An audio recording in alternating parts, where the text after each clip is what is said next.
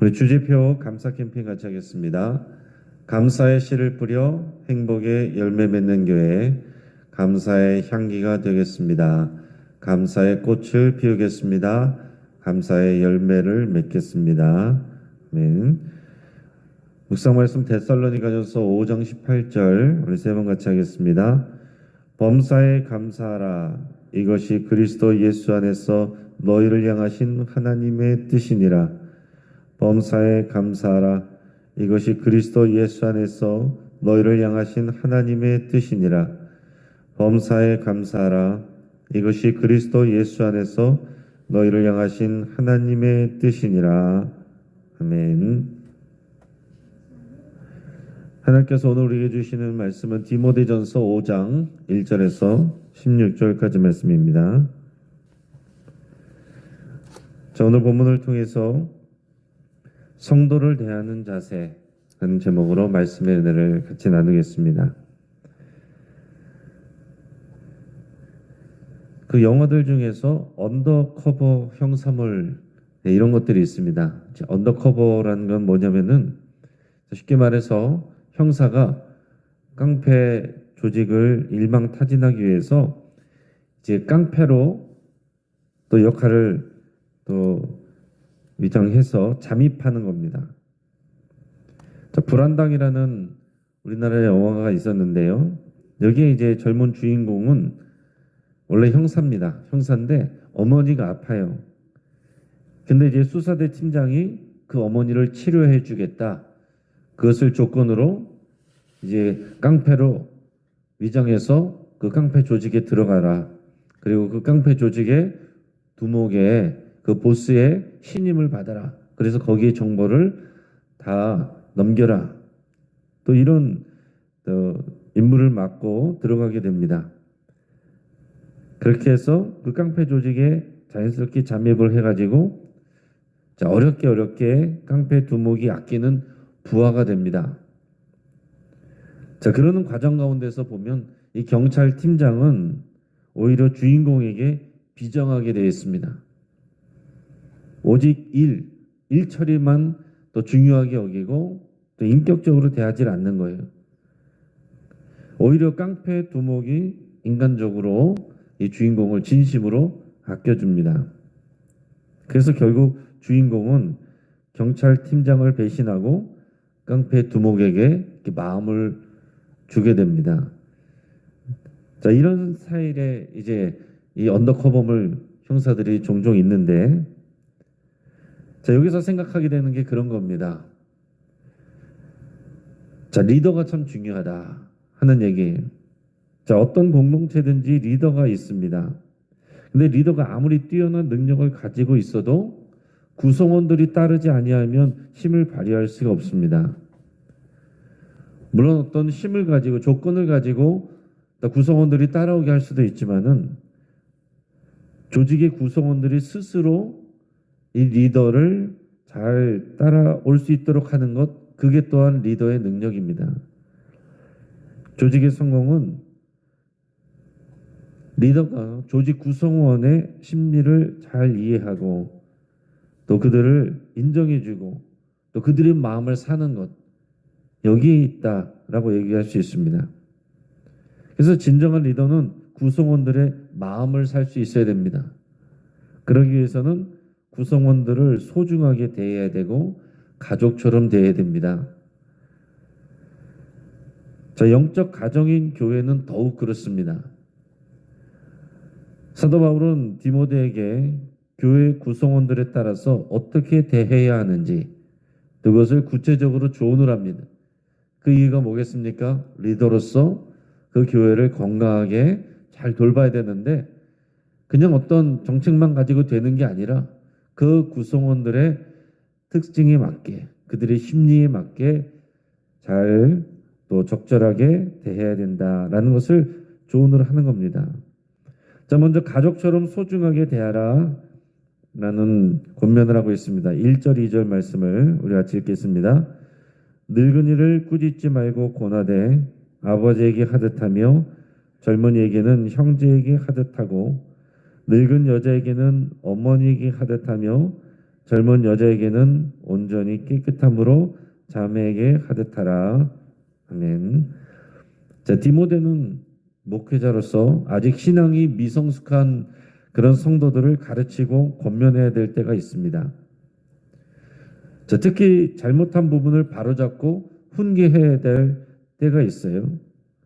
하지만 자신이 리더라는 이유로 모든 사람을 다 똑같이 대한다면 부작용이 생길 수 있습니다. 사도 바울은 디모데에게 각 구성원들에 따라서 어떻게 훈계해야 될지를 권면을 합니다. 자, 먼저는 늙은이라고 그랬는데 이것은 연로한 남자 성도를 말합니다. 디모데보다 나이가 많은 분들, 그런 분들을 대할 때는 그들을 꾸짖지 말고 마치 아버지에게 대하듯 권해야 된다, 이렇게 말하고 있습니다. 자, 리더는 디모데지만은 연로한 남자 성도를 함부로 아랫사람처럼 대해서는 안 된다 하는 겁니다. 그럼 어떻게 됩니까? 만약에 그렇게 했다면 연로한 남자 성도는 자존심이 상하게 됩니다. 그러면 리더에게 마음을 닫을 수 있어요.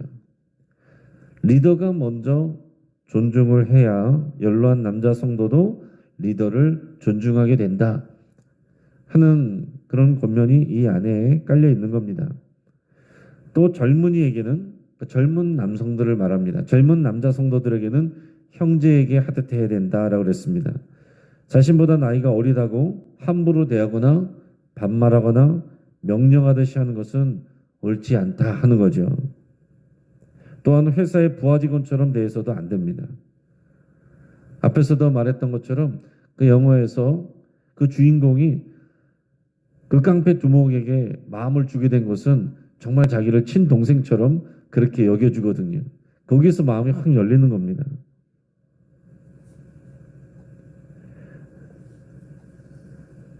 그리고 연로한 여자 성도에 대해서 말하는데 여기서는 늙은 여자라고 이렇게 되어 있습니다. 자, 이제 한글 번역이 좀 우리들의 좀 귀에 듣기 좀 거북할 수 있는데 이것을 이제 번역을 한 거니까 어떤 의미인지만 아시면 되겠어요. 자, 늙은 여자는 연로한 여자 성도다, 이렇게 이해하시면 되겠는데 그들을 대할 때는 어머니를 대하듯 하라, 이렇게 말하고 있습니다. 그리고 또한 젊은 여자 성도를 대할 때는 온전히 깨끗함으로 자매에게 대하듯 해야 된다라고 그랬습니다. 자, 특히 디모데는 젊은 남성이기 때문에 젊은 여자 성도를 더 조심스럽게 대하라라고 말하는 겁니다. 이성으로 대하면 목회자는 언제든지 실수할 수 있고 넘어질 수 있습니다. 그래서 항상 조심해야 된다라는 것을 가르쳐주고 있습니다. 자, 종합해서 보면 중요한 것은 교회의 남녀노소 모두를, 성도들을 대할 때에 가족처럼 대하라라고 말하고 있습니다. 여기서 말하고 있을 때, 자, 부모님처럼, 저 형제처럼, 자매처럼 그렇게 대하라고 그랬습니다. 영적인 가족이니까요. 교회는 영적인 가정입니다. 하나님이 아버지가 되시고 우리는 다 형제요 자매입니다. 또 그 안에서 연배가 있는 분들은 부모님처럼 그렇게 대하라라는 거예요. 나이가 많은 이들에 대해서는 부모처럼 존중하며 대하고 젊은 성도들에 대해서는 형제처럼 친밀하게 또 사랑하며 대하라. 특별히 그 중에서도 여자 젊은 성도들에게는 오해가 생기지 않도록 조심해서 대하라라고 그랬습니다. 자, 왜 그렇게 구별해서 말하고 있습니까? 그냥 다 우리는 가족이니까 영적인 가족으로 잘 지내라 이렇게 하면 될 것 같지만은 이렇게 구별해서 대해야 되는 것은 똑같이 말하고 행동해도 성별에 따라서, 연령별에 따라서 전혀 다르게 느끼고 받아들일 수 있기 때문에 그런 겁니다. 자, 그만큼 자, 교회를 돌볼 때, 성도들을 대할 때 그들에 대한 이해가 있어야 되고 또 세심함이 있어야 된다 하는 얘기죠. 그리고 나서 이어지는 긴 내용은 교회 안에 이 과부들을 돌보는 문제에 대해서 얘기를 합니다. 자, 교회 안에는 남편을 잃은 과부들이 있습니다. 그 중에는 오늘 본문에서 통해서 표현을 보면 참 과부가 있고 그렇지 않은 과부도 있습니다. 자, 교회는 사회적인 약자들을 잘 돌봐야 되는데 그 중에 대표적인 그런 대상이 이 과부예요. 남편을 잃은 사람입니다. 하지만은 이것도 지혜가 필요해요. 그냥 과부이기 때문에 무조건 도와주라가 아닙니다. 자, 우선 교회가 나서기 전에 먼저 가족들이 그들을 돌볼 수 있도록 그렇게 가르치고 권면하라. 이렇게 말해주고 있습니다. 4절 말씀을 같이 읽겠습니다. 만일 어떤 과부에게 자녀나 손자들이 있거든 그들로 먼저 자기 집에서 효를 행하여 부모에게 보답하기를 배우게 하라. 이것이 하나님 앞에 받으실 만한 것이니라. 아멘. 자, 과부에게 자녀나 손자들이 있다면 교회가 과부를 돌보기 이전에 먼저 가족들이 이 과부를 돌보도록 가르쳐야 된다라고 그랬습니다. 왜 그랬습니까? 교회는 과부들을 물론 돌봐야 되고 또 도와줄 수 있어요. 그러나 그 이전에 먼저 가정이 건강하게 주의 말씀대로 세워져야 됩니다. 자기 집에서 부모에게 효도하는 것 당연한 일이에요. 자, 10계명에서 보면 대인관계 첫 계명인 제5계명은 내 부모를 공경하라. 그러면 내가 이 땅 위에서 장수하리라 그랬습니다. 네 생명이 길리라. 약속이 있는 첫 계명입니다. 그만큼 하나님께서 중요하게 여기시는 덕목이에요. 따라서 교회는 자녀나 손자들이 하나님의 뜻에 순종해서 하나님의 말씀을 마음에 새겨서 과부가 된 어머니나 과부가 된 할머니를 잘 모셔야 된다. 그것을 디모데가 잘 가르치고 권면해야 된다라고 그렇게 말하고 있습니다. 자, 이어서 8절 말씀 같이 읽겠습니다. 누구든지 자기 친족, 특히 자기 가족을 돌보지 아니하면 믿음을 배반한 자요 불신자보다 더 악한 자니라. 아멘. 자, 이 말씀도 또 유명한데 누구든지 자기 친족, 자기 가족을 돌보지 아니하면 믿음을 배반한 자요 불신자보다 더 악한 자니라 그랬습니다. 여러분, 우리가 신앙생활을 할 때 우리가 교회 일도 하고 주를 위해서 봉사하지만은 그러나 자기 가족을 돌보지 않고 하는 그것을 우리가 권장할 수 있는 것은 아닙니다. 가끔 보면 그런 경우들이 있었거든요. 한국교회 안에서 정말 교회 일에 충성한다고 항상 교회에서 살고 교회에서 봉사하느라고 막상 집에 가면은 가정을 돌보지 않고 살림을 돌보지 않고 가족들을 돌아보지 않아서 그 가족들은 마음에 닫혀 있고 상처를 받고 그런 경우들이 있었습니다. 그럴 때 이 말씀이 우리에게 굉장히 큰 교훈이 되는 것인데 자기 가족을 돌보지 아니한 자는 불신자보다 더하다 이렇게 말했습니다. 그런데 이 내용이 지금 어떤 내용과 연결이 되는 거냐면 이 참 과부를 돌보는 것과 연관이 돼 있다 하는 것입니다. 여러분께서도 이것을 잘 기억을 하시면 좋겠고요. 과부가 된 어머니를 돌보는 것 이게 중요하다라는 얘기예요. 자기 어머니도 자기 할머니도 사회적 약자가 자기 집에 있는데 그는 자기 가족도 돌보지 아니하면서 교회 일한다고 다른 사람들 돕는다고 하는 것은 옳지 않다. 이렇게 권면을 하고 있는 겁니다. 자, 그러면서 오늘 사도 바울은 참 과부와 젊은 과부를 구별해서 얘기를 하고 있습니다.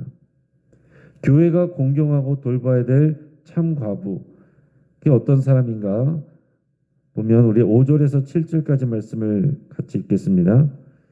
참 과부로서 외로운 자는 하나님께 소망을 두어 주야로 항상 간구와 기도를 하거니와 향락을 좋아하는 자는 살았으나 죽었느니라. 네가 또한 이것을 명하여 그들로 책망받을 것이 없게 하라. 자, 참 과부는 남편이 죽었습니다. 이제 혼자가 되었습니다. 그것을 향락의 기회로 삼지 않는 사람이어야 된다라는 얘기입니다. 외로움 때문에 향락을 좋아하고 즐겨서는 안 된다는 거예요. 오히려 하나님께 소망을 두고 주야로 기도하는 사람, 그런 사람이 참 과부라는 겁니다. 반대로 참 과부가 아닌 사람은 말 그대로 향락을 좋아하는 사람, 하나님 앞에 기도하지 않는 사람, 이런 사람입니다. 이런 사람은 살아있어도 죽은 사람과 다를 바 없다라고 그랬습니다. 그만큼 복음의 유익을 복음의 가르침을 떠나 있는 사람이라는 얘기예요. 그리고 참 과부는 오히려 하나님 앞에 소망을 두고 기도하는 사람이다 라고 그랬습니다. 자, 이어서 9절 10절 같이 읽겠습니다. 과부로 명부에 올릴 자는 나이가 60이 덜 되지 아니하고 한 남편의 아내였던 자로서 선한 행실의 증거가 있어 혹은 자녀를 양육하며 혹은 나그네를 대접하며 혹은 성도들의 발을 씻으며 혹은 환난당한 자들을 구제하며 혹은 모든 선한 일을 행한 자라야 할 것이요. 자, 여기서 과부로 명부에 올릴 자, 이건 어떤 명부겠습니까? 교회가 책임지고 또 도와줘야 될 그 명부를 말하는 거예요. 과부를 찾게 되는 일은 율법에 나와 있는 말씀입니다. 자, 유대교에서부터 중요하게 여긴 일이에요. 교회도 마찬가지입니다. 자, 하지만 남편을 잃었다고 무조건 돌봐주거나 도와줘야 된다고 말하는 게 아닙니다. 도와줘야 될 이 과부의 명부, 구제 대상으로서의 과부 명부는 참 과부만 올려라 라고 말하고 있습니다. 자, 여기에 대한 구체적인 이제 자격들이 있는데 그게 뭐냐면 참 과부는 60세 이상이 된 자로서 한 남편의 아내였던 자이고 선한 행실의 증거가 있는 자여야 된다라고 말했습니다. 그러니까 60이 안 된 사람들 한 남편의 아내였던 자가 아니라는 것은 뭐겠습니까? 이 남자 저 남자 이렇게 만나고 그렇게 방탕하게 살았던 사람들 그런 사람이 아니어야 된다는 얘기죠. 선한 행실은 뭐라고 그랬습니까? 자녀를 믿음으로 잘 양육하는 것, 나그네를 대접하는 것, 성도들의 발을 씻기는 것, 환난당한 자들을 구제하는 것, 모든 선한 일을 이런 행한 자들, 그런 사람들을 참 과부라고 말하고 그런 사람들을 과부의 명부에 올려라 이렇게 말하고 있습니다. 마땅히 그런 분들은 교회가 잘 섬겨야 된다라고 말합니다. 그 반대는 어떤 분들이냐면 젊은 과부다라고 그랬어요. 11절에서 13절까지 말씀을 같이 읽겠습니다. 젊은 과부는 올리지 말지니 이는 정욕으로 그리스도를 배반할 때에 시집가고자 함이니 처음 믿음을 저버렸으므로 정죄를 받느니라. 또 그들은 게으름을 익혀 집집으로 돌아다니고 게으를 뿐 아니라 쓸데없는 말을 하며 일을 만들며 마땅히 아니할 말을 하나니.